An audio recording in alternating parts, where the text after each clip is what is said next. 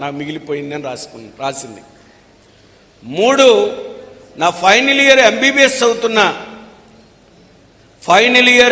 చదువుతున్నా నా కొడుకు కార్ యాక్సిడెంట్లో కాల్ ఫ్రాక్చర్ అయింది. దానివల్ల ఫైనల్ ఇయర్ ఎంబీబీఎస్ రాయలేకపోయాడు, ఎగ్జామ్స్ రాయలేకపోయాడు అని రాసుకుంది.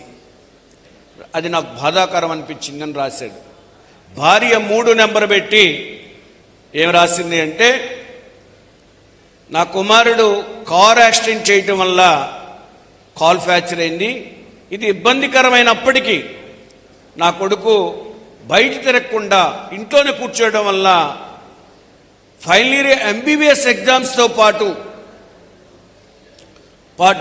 పీజీ ఎంట్రన్స్ కూడా బాగా ప్రిపేర్ అయ్యి పీజీ ఎంట్రన్స్ టెస్ట్ రాసి క్వాలిఫై అయ్యాడు.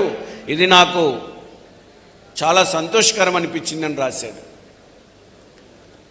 చాలా సంతోషకరమని రాశాడు. 4వ పాయింట్ చదివింది, 35 సంవత్సరాల్లో కంపెనీలో స్నేహితుల్ని, ఆత్మీయుల్ని మిస్ అయ్యాను నేను, ఇది నాకు బాధ కలిగించిందని రాశాడు. భార్య రాసింది 4వ పాయింట్ కింద, గత 35 సంవత్సరాల నుంచి నేను కంపెనీలోనే పనిచేయటం వల్ల నా కుటుంబంతో, నా కుటుంబ సభ్యులతో, బంధుమిత్రులతో నేను సమయాన్ని కేటాయించలేకపోయాను. కానీ నా ఉద్యోగ విరమణ నాకు బాధ కలిగించినప్పటికీ నా కుటుంబ సభ్యులతో, బంధుమిత్రులతో, స్నేహితులతో సమయం గడిపే అవకాశం దొరికింది కాబట్టి ఇది నాకు సంతోషంగా, గత సంవత్సరం ఇది సంతోషాన్ని మిగిల్చింది అని రాశాడు. 5వ పాయింట్ చదివింది, నా తండ్రి మరణం నాకు చాలా బాధ కలిగింది అని చెప్పి,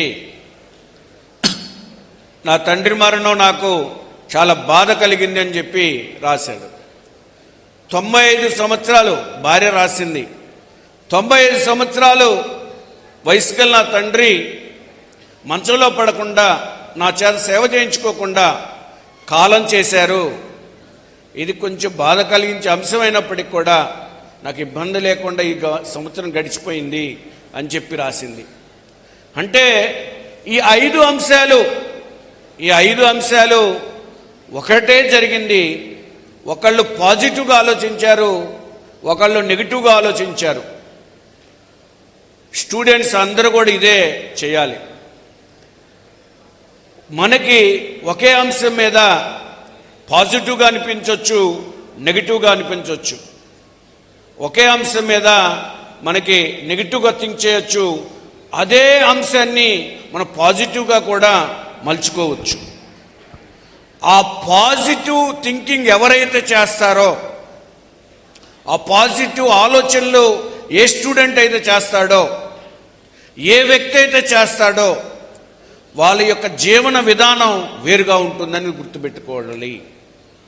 వాళ్ళు తప్పనిసరిగా వాళ్ళ యొక్క వ్యక్తిగతమైన జీవితంలోనే కాదు, వాళ్ళ లైఫ్లో కూడా చాలా ఉన్నతమైనటువంటి పొజిషన్కి రావటానికి ఎప్పుడు కూడా అది ఒక బేస్ అవుతుందనేది గమనించాలి.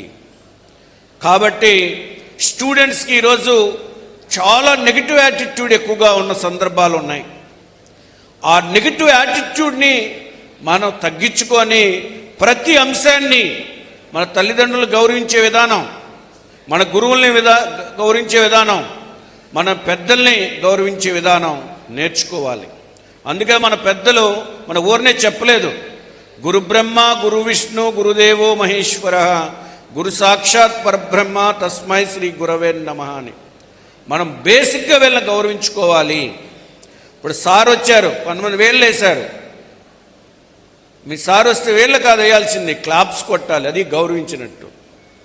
మన ఒక వ్యక్తి మీద గౌరవాన్ని ఎలా ప్రదర్శించాలి అనేది కూడా మనం చేసేటటువంటి పని మీద మాత్రమే ఆధారపడి ఉంటుందనేది గమనించాలి.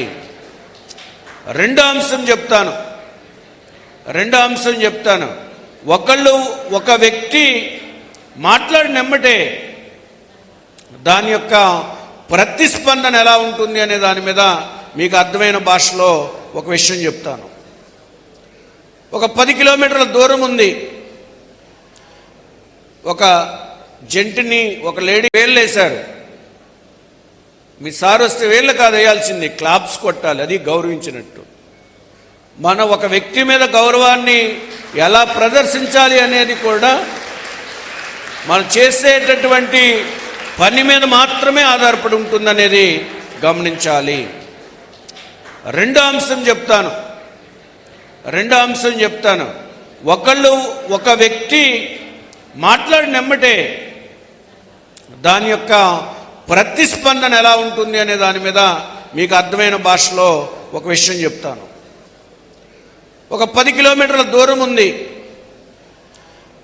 ఒక జంటిని ఒక లేడీని ఈ 10 కిలోమీటర్లు నడవమన్నారు. మీరు కూడా ఆన్సర్ చేయాలి. ఈ 10 కిలోమీటర్లు నడవమంటే జంటు నడిచి వచ్చేటప్పటికి సుమారు 4 గంటల సమయం పట్టింది. లేడీ కేవలం 2 గంటల్లో నడిచింది. మీరందరూ ఆన్సర్ చేయండి. ఎవరు బాగా నడిచినట్టు? ఎవరు? లేడీ బాగా నడిచిందని చెప్తున్నారు. ఒప్పుకుంటారా ఒప్పుకోరా? ఎందుకంటే ఒకే దూరం జంట వచ్చేటప్పటికి 4 గంటలు పట్టింది, లేడీ వచ్చేటప్పటికి 2 గంటలు మాత్రమే నడిచింది. కానీ మన నిర్ణయం ప్రకటించాం, కానీ వాస్తవం అనేది మనకు తెలీదు. ఈ లేడీ నడిచిన దారి చాలా చక్కగా ఉంది. తార్ రోడ్డు బ్రహ్మాండంగా ఎక్కడ ఆటంకాలు లేకుండా ఉంది. జంటు నడిచిన రోడ్డు మొత్తం కూడా కొండలు, గుట్టలు, రాళ్ళు, రప్పలు. ఎవరు బాగా నడిచినట్టు? ఇప్పుడు ఎవరు బాగా నడిచినట్టు? అది మళ్ళీ ప్రకటించారు. రెండోది ఓకే, రెండోది చెప్పంగానే జంటుగా మారిపోయారు మీరు. ఓకే, జంటు డెసిషన్కి వచ్చేసారు. కానీ జంటు యొక్క వయసు 60 సంవత్సరాలు, లేడీ యొక్క వయసు కేవలం 20 సంవత్సరాలు. ఎవరు బాగా నడిచినట్టు? మళ్ళీ డెసిషన్ మార్చారు. ఓకే, లేడీ వయసు 60 సంవత్సరాలు, జంటు వయసు 20 సంవత్సరాలు, మళ్ళీ డెసిషన్ మారిపోయింది.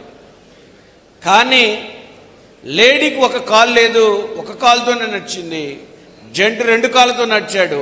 ఎవరు బాగా నడిచినట్టు? చూసారా? అంశాన్ని బట్టి మన యొక్క ఆలోచన మారిపోయింది.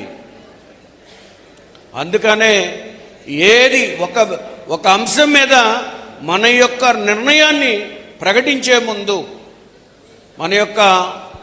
మన యొక్క ఆలోచన విధానాన్ని వ్యక్తపరిచే ముందు దాని మీద పూర్తి అవగాహనతోనే మాట్లాడాలి.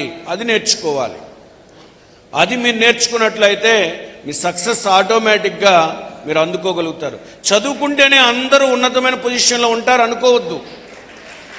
ఒక చదువుతేనే మనం ఉన్నతమైనటువంటి పొజిషన్లో ఉంటారని అనుకోవద్దు. మన యొక్క జీవన విధానం, మన యొక్క యాటిట్యూడ్, మన యొక్క ఎదుటి వ్యక్తితో మనం ప్రవర్తించేటటువంటి విధానాన్ని బట్టే మనకు సమాజంలో మనకి గుర్తింపు ఉంటుంది అనేది మీరందరూ కూడా గమనించుకోవాలి.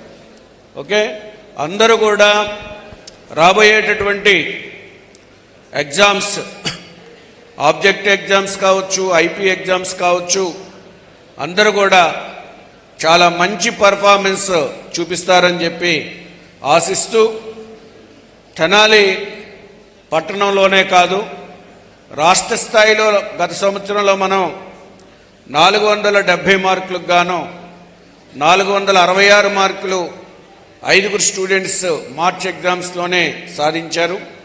అంతేకాదు 93.2 పాస్ పర్సంటేజ్తో రాష్ట్ర స్థాయిలోనే బెస్ట్ పాస్ పర్సంటేజ్ మనం చూపించగలిగాం. కాబట్టి ఇవన్నీ కూడా మీకు తెలుసు, మనం అకాడమిక్గా ఎలా చేస్తున్నాము, ఎలా ఫాలోఅప్ చేస్తున్నాము అనేది. కాబట్టి మీ అందరూ కూడా రాబోయే ఎగ్జామ్స్ బాగా రాయాలని, ఆబ్జెక్టివ్లో ఐపీలో మంచి పర్ఫార్మెన్స్ చేయాలని, మీ మీద ఎంతో ఆశలు పెట్టుకొని మీ యొక్క ఉన్నతికి పాటుపడుతున్నటువంటి మీ తల్లిదండ్రులు, మిమ్మల్ని అభివృద్ధి పదంలో నడిపించాలి, ఉన్నతమైన పొజిషన్కి చేర్చాలని తప్పించేటటువంటి మీ గురువర్యులకు అందరికి కూడా నమస్కారాలతో ముగిస్తున్నాను. థ్యాంక్ యూ అండి. అందరికీ నమస్కారం. ఈ ప్రోగ్రాంపై మీ యొక్క అభిప్రాయాన్ని లైక్ చేసి కామెంట్ రూపంలో తెలియజేయండి.